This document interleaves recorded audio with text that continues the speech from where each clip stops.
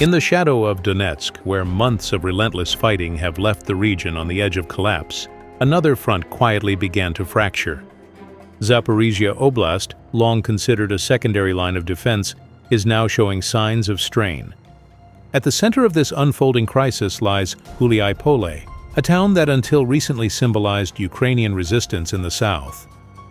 According to Russian reports, what happened here is nothing short of a military collapse, though Kyiv has not yet acknowledged it. It began with reports of Russian Vostok group units advancing relentlessly through the outskirts, cutting supply lines and tightening the noose around Ukrainian positions. What unfolded next was a brutal, systematic operation, one that would leave an indelible mark on the conflict.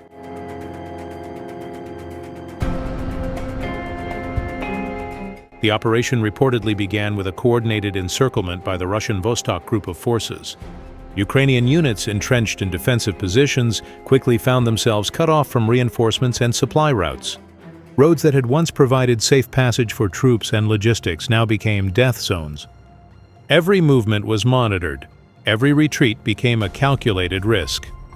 Russian drones provided constant surveillance, mapping trenches, command posts, and armored vehicles, feeding information directly to artillery and bomber units. This was not a hasty frontal assault. It was a calculated squeeze, designed to isolate Ukrainian forces and force them into an impossible choice: fight to annihilation or surrender. By nightfall, the city's defenders were already reporting disruptions in command and control, shortages in ammunition, and increasing pressure on frontline units. The battle for Huliaipole escalated into a full-scale urban combat nightmare. Ukrainian troops fought desperately, but even amid determined resistance, the intensity of the bombardment shattered cohesion. Key supply nodes were destroyed, cutting off fuel, food, and ammunition. Communication lines were severed. Troops that had once been able to coordinate movements found themselves isolated, unaware of reinforcements or orders.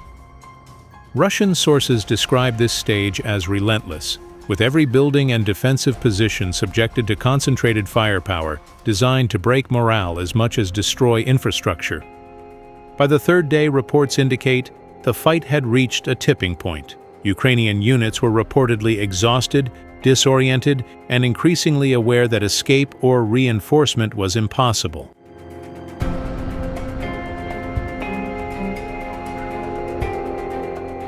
And then, according to Russian claims, surrender began, not as isolated incidents, but in mass waves. Encircled and cut off, Ukrainian soldiers faced a brutal reality. Their positions had been destroyed, their vehicles and artillery neutralized, and supplies depleted. Orders from command either failed to reach them or were impossible to execute. Morale collapsed. Video footage released by the Russian Ministry of Defense shows groups of Ukrainian troops moving forward with their hands tied behind their backs, a stark testament to the severity of their situation. Others reportedly surrendered after being completely disabled, unable to fight, coordinate, or retreat.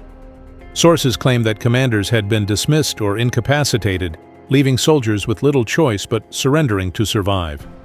In many ways, this surrender was not a question of willpower. It was a forced decision, a consequence of encirclement, precision strikes, and relentless pressure. Analysts suggest that such mass surrenders indicate a deeper problem for the Ukrainian defense: the collapse of small unit cohesion, the failure of command under extreme stress, and the psychological impact of relentless bombardment.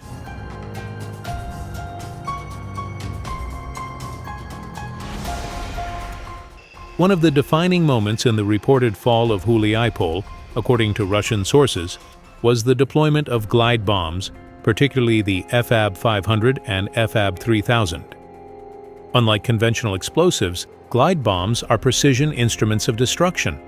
They are designed to strike with deadly accuracy from long distances, bypassing defensive fire and delivering catastrophic damage to fortifications, bunkers, artillery positions, and command centers. As the battle unfolded, Russian bombers reportedly released glide bombs in coordinated waves, targeting Ukrainian defensive positions identified by drones and reconnaissance units. The effect, according to reports, was instantaneous and devastating. Entire fortifications were obliterated in a matter of seconds. Trenches collapsed under the weight of the explosions. Command posts ceased functioning, leaving units isolated and unable to coordinate counterattacks. For Ukrainian defenders, these were not just attacks, they were annihilations. The psychological impact was as lethal as the physical destruction. Soldiers witnessing their positions vaporized, vehicles crushed and artillery disabled were reported to have been thrown into confusion and despair. Every move became a risk, every defensive line a death trap. Ukrainian tanks, armored personnel carriers, and logistics vehicles were neutralized by precise aerial strikes, leaving troops stranded and vulnerable.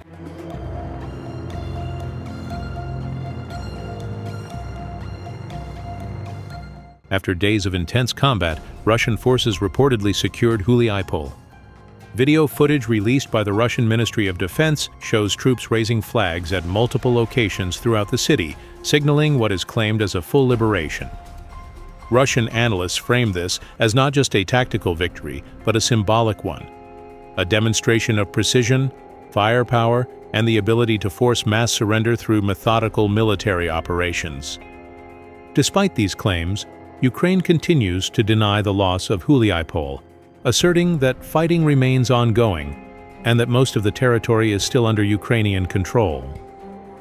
This denial is consistent with a pattern observed throughout the conflict, where Kyiv only acknowledges territorial losses after multiple sources independently verify them.